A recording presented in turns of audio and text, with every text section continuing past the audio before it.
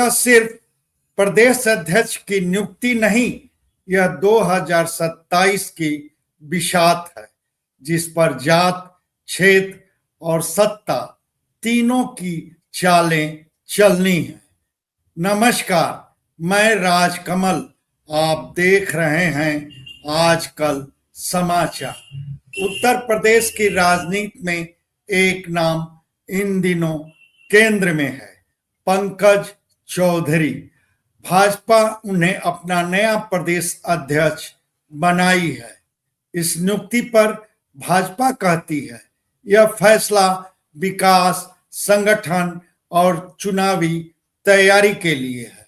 उधर विपक्ष का दावा है यह नियुक्ति दरअसल चुनावी गणित और जातीय समीकरण का हिस्सा है।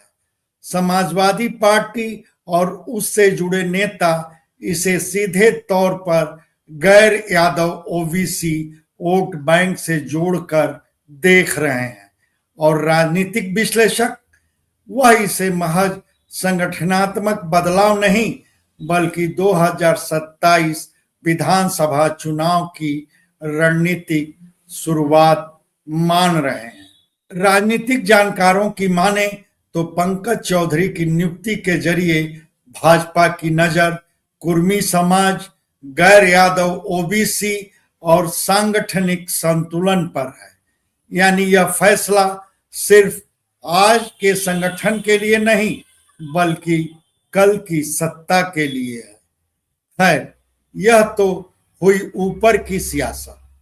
अब जरा नीचे के हालात पर आते हैं, खास तौर पर गाजीपुर पर। पंकज चौधरी की अगुवाई में बनने वाली नई प्रदेश कमेटी को लेकर गाजीपुर में उत्सुकता कुछ ज्यादा ही है।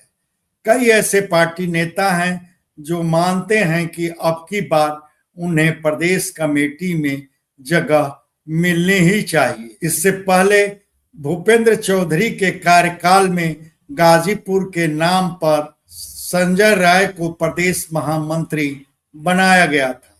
हालांकि तब गाजीपुर में जमीन पर पार्टी का काम करने वाले कई नेता खुद को उपेक्षित माने थे, मगर इस बार इन्हें पूरी उम्मीद है कि नई प्रदेश कमेटी में उनकी अनदेखी नहीं होगी। शायद यही वजह रही कि प्रदेश कमेटी में जगह की उम्मीद लगाए गाजीपुर के ज्यादातर नेता 14 दिसंबर को लखनऊ पहुंचे थे, वही दिन जब नवनियुक्त प्रदेश अध्यक्ष पंकज चौधरी कार्यभार संभाले। वैसे उस मौके पर मंडल स्तर के पदाधिकारियों तक को भी बुलाया गया था, मगर कह सकते हैं कि गाजीपुर के बड़े नेताओं के लिए वह सिर्फ नए प्रदेश अध्यक्ष को शुभकामना देने की यात्रा नहीं थी बल्कि चेहरा दिखाने की होड़ भी थी। और बात यहीं खत्म नहीं होती। 15 दिसंबर को जम्मू कश्मीर के लेफ्टिनेंट गवर्नर मनोज सिन्हा अपनी भाभी के निधन पर पैतृक गांव मोहनपुरा आए। शोक संवेदना जताने के लिए उन बड़े नेताओं की वहां मौजूदगी स्वाभाविक थी, मगर साथ ही एक उम्मीद भी थी।